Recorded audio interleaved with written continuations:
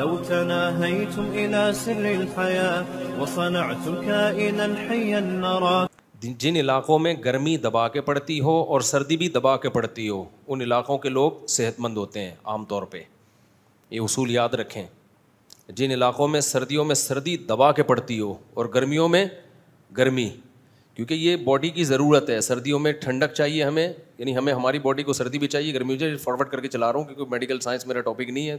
پھر لوگ کہتے ہیں کہ یہ مولوی صاحب جو ہے نا, تو ان علاقوں میں صحتیں اچھی ہوتی ہیں عام طور پہ. تو آپ لوگ ایک کام کر لو نا, بہت حد تک خود بخود رہنا شروع کر دو گے. میٹھا کھانا چھوڑ دو خالی, اور کھانا کم کر دو اپنی زندگی میں. لاہور والے تو پھوڑتے ہیں, کھاتے نہیں ہیں. میں نے بتایا ان کی صحت زیادہ کھانے کی وجہ سے اچھی نہیں ہے, آب و ہوا کی وجہ سے اچھی ہے. اب تو لاہور کی ہوا بھی خراب ہو گئی ہے, نئی نسل کا پتہ نہیں کیا ہوگا, لیکن اب تک جو نسل چلتی آ رہی تھی وہ اچھی آب و ہوا میں تھی. اب لاہور خراب ہوتا جا رہا ہے. تو میٹھا کھانا چھوڑ دیں, بہت سارے مسائل آپ کے اسی سے حل ہو جائیں گے. جب آپ خوراک کمی کی عادی ہو جائے گی نا, آپ گلوکوز باڈی میں کم بنے گا, انسولین کم خارج ہوگی, لو کارب ڈائٹ لیں گے, روٹی چاول آلو پراٹھے کم کر دیں گے, تھوڑا بھوکا رہنا سیکھیں گے. آپ چند دن کی ٹینشن ہے, اس کے بعد آپ دیکھو, آپ بولو گے مفتی صاحب کیا خاندانی آپ ہمیں ٹوٹکا اور نسخہ دے کے چلے گئے. اب باقی ڈیٹیل آپ ڈاکٹروں سے پوچھ لیے گا. ہاں, یہ رفیع بھائی کہہ رہے ہیں لاہور والے خوش اس لیے بھی رہتے ہیں کہ ایک وجہ یہ بھی ہے صبح صبح اٹھتے ہیں, ایک اور وجہ بھی ہے محنتی بہت ہیں. حقیقت ہے, کاروبار کے پیچھے پاگلوں کی طرح پڑھتے ہیں, پڑھائی کے پیچھے. ہمارے جتنے رشتہ دار پنجاب میں تھے پڑھ لیے, جو کراچی میں تھے سوائے باتیں پھینکنے کے علاوہ کچھ بھی نہیں آتا. باتیں پھینکتے رہتے ہیں. آپ دیکھو منہ میں گٹکا رکھ کے نا, جب بھی ملو گے باتیں اتنی بڑی بڑی کر رہا. تو محنتی بہت ہیں, اس میں دو رائے نہیں ہو سکتی, محنتی بہت ہیں. صحت کے پی کے والوں کی اچھی ہے, ہڈیاں مضبوط ہیں. وہ کے پی کے کا ظاہر ہے پہاڑی علاقہ ہے, پانی وانی میں منرلز بہت ہیں. اب تو وہ بھی نیسلے پہ اور ایکوافینا پہ آ گئے ہیں, اگلی نسلوں کا تو اللہ ہی حافظ ہے. خیر, تو خلاصہ یہ نکلا کھانا کم کھایا کرو بھائی. کھانا کیا کرو, کم کھاؤ, اس سے خوش رہو گے. وقتی طور پہ ٹینشن ہوگی, تھوڑے دن تک آپ کو دماغ ڈپریشن اسٹریس میں جائے گا کہ دل چاہے گا کھا جاؤں کھا جاؤں کھا جاؤں. لیکن جب عادی ہو جاؤ گے تو پھر آپ کو ایسا لگے گا کہ آپ دوبارہ سے ریورس ہو رہے ہو. ٹھیک ہے نا.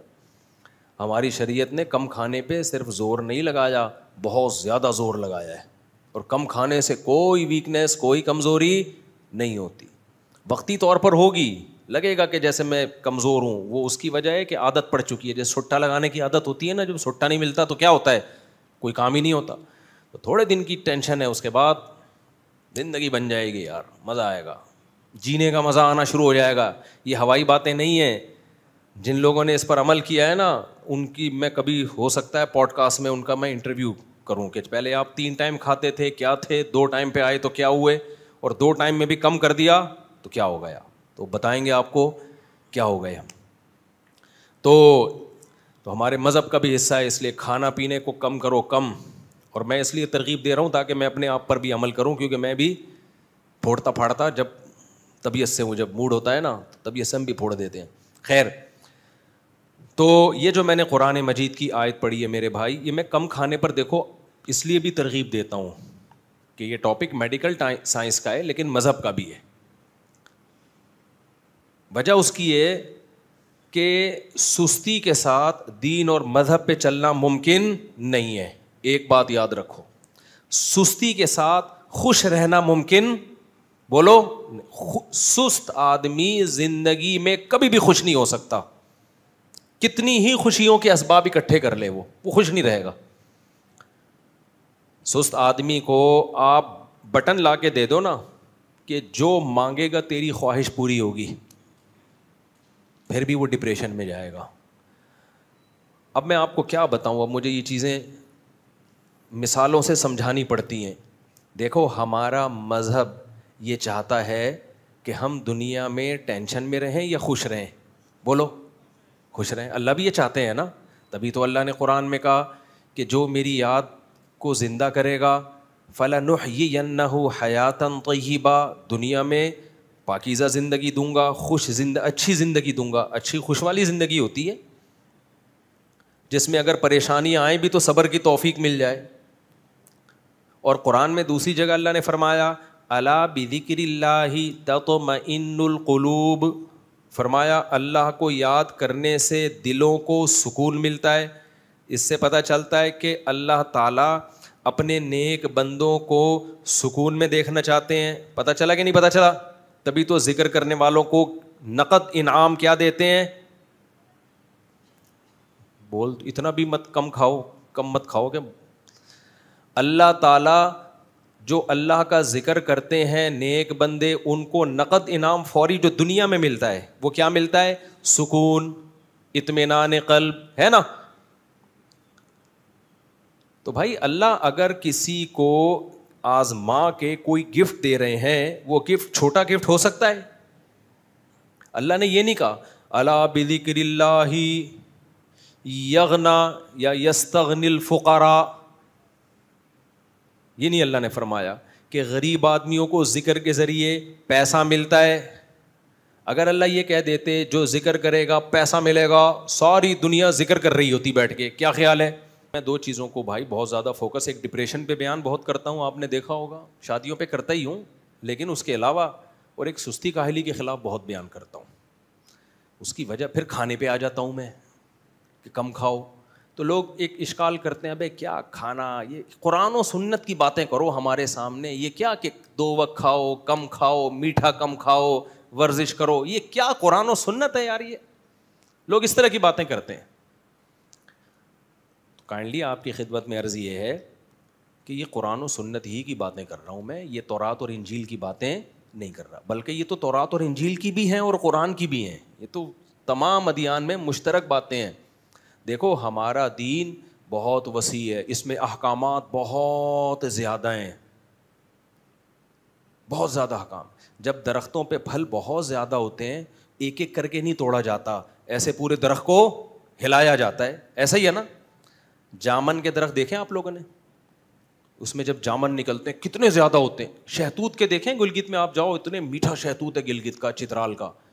تو اس میں یہ نہیں ہوتا کہ یوں کر کے ایک شہتوت توڑا پھر یوں توڑا, نیچے چادر رکھتے ہیں, بھائی ویڈیو نہ بنائیں, اور یوں کر کے اس کو جھاڑ دیا, دے دنادن شہتوت کا ایک انبار لگ جاتا ہے. تو ہم بھی چاہتے ہیں کہ شریعت کا ایک ایک حکم, نماز ہے, زکوٰۃ ہے, روزہ ہے, اخلاق ہیں, اور صدقہ و خیرات ہے, غصے پہ کنٹرول کرنا ہے, پھر بد نظری یعنی نظر کی حفاظت, بہت سارے احکام ہیں. ان سب کی جڑ 2-3 چیزوں کے گرد گھومتی ہے. دنیا کی محبت ختم کرو, دنیا کو مسافر خانہ سمجھو, سمجھ رہے ہو. نمبر 2, سستی کو کیا کرو, بھگاؤ. سست آدمی کبھی بھی دین پہ نہیں چل سکتا. اس سستی کے ختم ہونے سے صرف ہمارا دین ٹھیک نہیں ہوگا, ہماری دنیا بھی ٹھیک ہو جائے گی. اور اسی سے منسلک ہے خوش رہنا سیکھو. جو ڈپریسڈ آدمی ہوتا ہے, ہر وقت ٹینشن میں ایسا جیسے توے پہ بیٹھا ہوا ہو, وہ کبھی بھی دین پہ نہیں چل سکتا, اس کو اچھی ہی نہیں لگتی دین کی باتیں.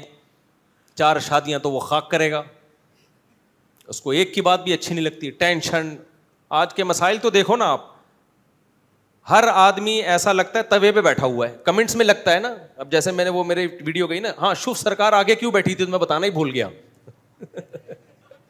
یہ تو میں بھول ہی گیا. اچھا میری شوف سرکار سے ملاقات ہوئی, مجھے بھی بہت ہنسی آئی کہ یار شوف سرکار کو بھی بہت ہنسی آئی. خیر, تو شوف سرکار کو اس لیے آگے بٹھایا ہوا تھا, آگے کا تو مجھے پتہ نہیں, بٹھایا ہوا اس لیے تھا. لوگ کہہ رہے ہیں ایک ایسی علماء کنونشن ہے جس میں شوف سرکار آئی ہوئی ہے. وجہ اس کی ہے کہ فوجیوں میں بعض فوجی لوگ اس سے دم کرواتے رہے ہیں, عقیدت ہے ان کو. فوج میں بعض لوگوں کو شوف سرکار سے عقیدت ہے, پیر بنایا ہوا ہے. تبھی تو میں کہتا ہوں یہ جو عامل لوگ ہیں اچھوں کی کھوپڑی کو خراب کر دیتے ہیں. تو یہ جو بڑے بڑے علماء جو ہے نا, جب ان عاملوں سے بے وقوف بن جاتے ہیں, تو وزیر اعظم کا بے وقوف بننا ان عاملوں سے یہ کوئی اچھمبے کی بات نہیں ہے. اور اسی طرح فوج کے بعض افسرانوں کا بیوقوف بننا کوئی اچھمبے کی بات نہیں ہے. یہ ایسے کیپچر کرتے ہیں نا دماغوں کو. تو اب فوج میں اتنے اثر رسوخ اس آدمی نے بنا لی ہے, اس محترم صاحب نے, دم کر کر کے ان کے جن چڑیل بھوت بھگا بھگا کے, تو وہ ایک اثر ہے. وہ اقرار الحسن آہستہ آہستہ وہ اثر کیا کرے گا, نکالے گا انشاءاللہ. کافی حد تک تو نکال دیا ہے. تو ان کے بہت ہی ان کے ہوتے ہیں, ہم پہ اثر نہیں ہوتا, بس اللہ کا بڑا فضل ہے.